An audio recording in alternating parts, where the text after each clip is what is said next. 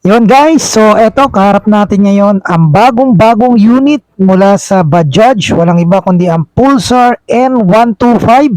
So meron tong 124.6cc to be exact.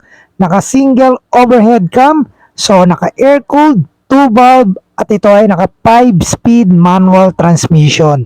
So 9.5 liters yung kanyang tank capacity at kayang kumonsumo ng 50 kilometers per liters. So guys, FI itong motor na to na may max power na 11.8 horsepower at 8,500 RPM at may max torque na 11 Newton meter at 6,000 RPM.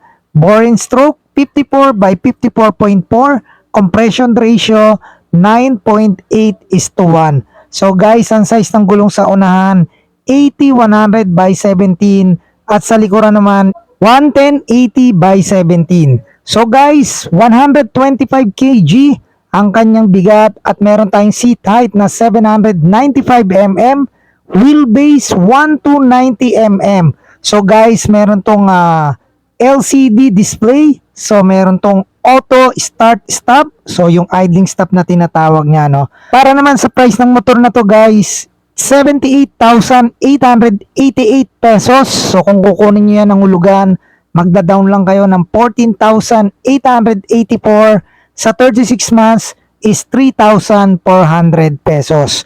So available yan through cash or installment. So kung gusto niyo ng ganyang klase ng motor, N125 mula sa Bajaj, so mag-message lang kayo at mag-comment kayo sa ating Facebook page or sa ating YouTube channel para nang sa ganon ay ma-assist ko kayo. Okay, so ride safe sa inyo lahat. God bless you all and peace out.